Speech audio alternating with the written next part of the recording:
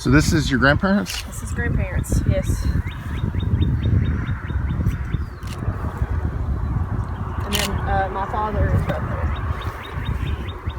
there. Are there any available places here for the rest of your family? So my mom still owns, of course, her plot that's vacant, and then 2 others. This is these plots are actually all bought by our family members. They're just not occupied yet. This is an aunt and uncle. Our aunt that just passed away is right there. Of course, she owns some plots all around that. I do think that there's some availability right here. Yeah. Yeah, it's all. And then my other grandfather, ironically, is right there at my father's feet.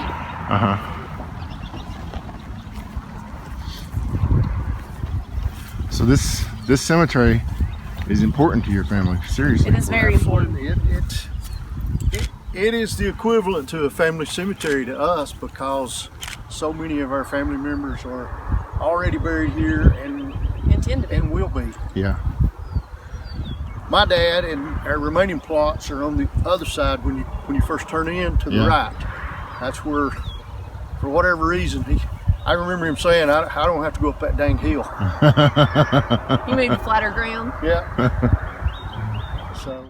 As everybody knows by now, this cemetery was a victim of fraud. The previous owner was arrested and charged basically with embezzling the funds. And so when that happened, the state stepped in and put the cemetery into receivership.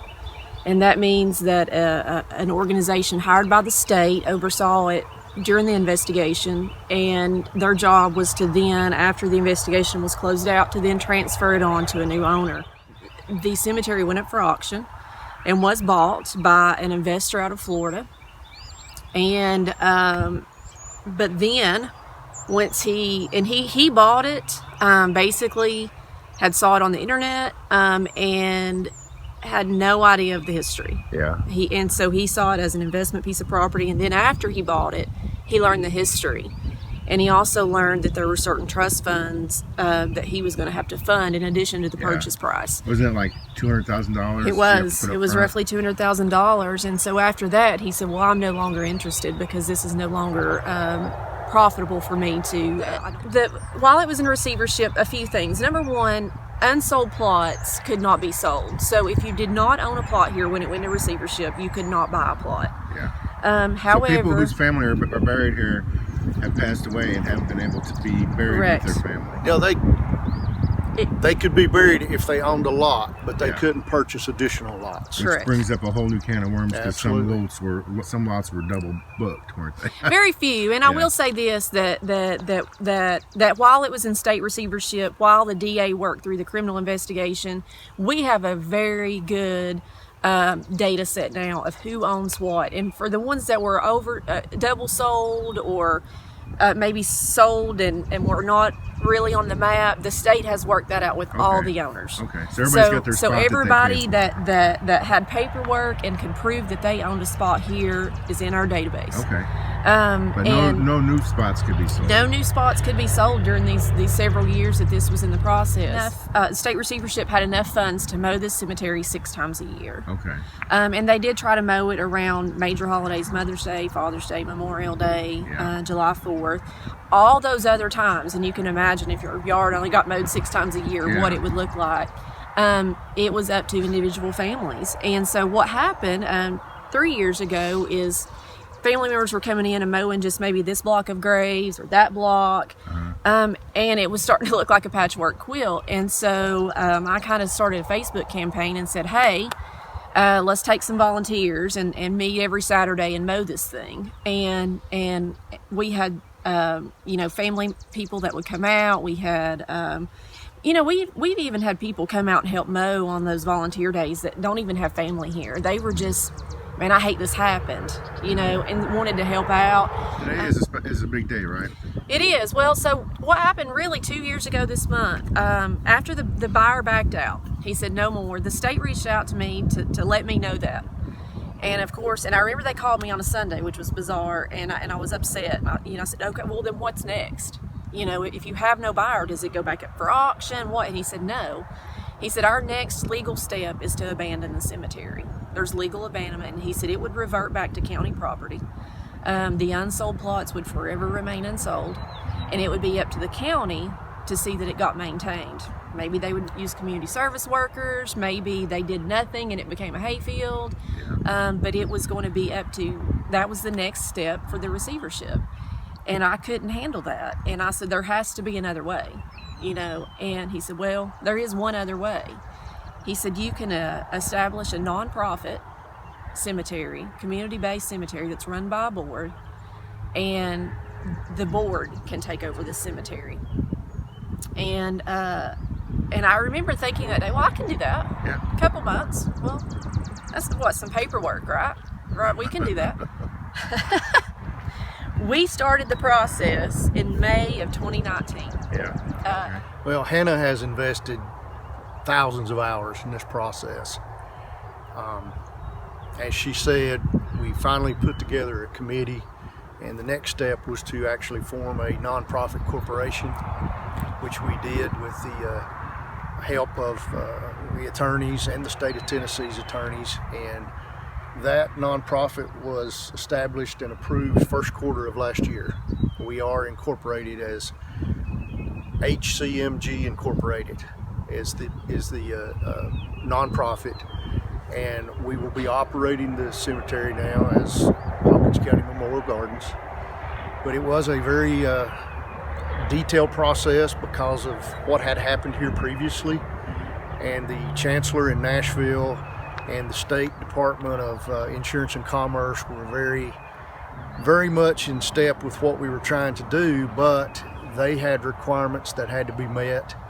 But throughout the entire process, we knew that we had to do this. Someone had to step up, and were it not for Hannah and others in the community, I'm not sure where we'd be today. And literally last month, April of 21, the chancellor in Nashville District Court basically approved an order transferring the property to HCMG Incorporated.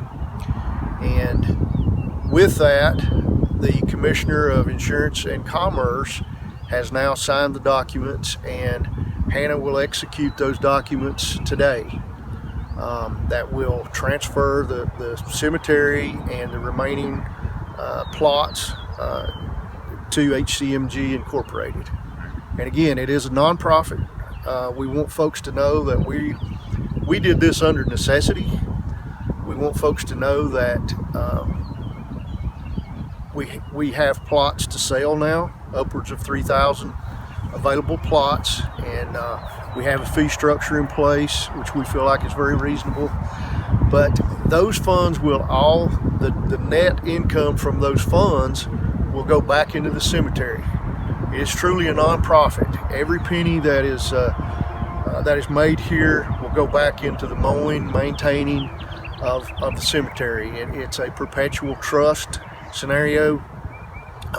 No money can be taken from the cemetery, but it's important for me and for Hannah to state that this is a new day going forward. All of the issues, all of the bad things that happened here over the last decade are behind us now. This board is made up of volunteers that care about this cemetery, they care about their community, and we've got to move forward. And your corporation is not responsible for the restitution either, right? Absolutely not. So that's still on the previous owner. That is being dealt with through the district attorney's office and through the court system. Yeah. And it's important to note that, number one, we don't have the means, and secondly, we cannot use any funding to pay restitution or to pay for losses. We are starting, it's almost like we're starting a new cemetery today. Yeah. We're responsible for mowing and maintaining and caring for the plots that are already occupied, folks that are already interred here. But it's like we're starting a new cemetery with around 3,000 available plots, and we're moving forward with that. Okay. Right now, I'm going to be the lead point on that. We hope that there is enough revenue stream in the future that we can hire an employee that can actively be a caretaker of this cemetery.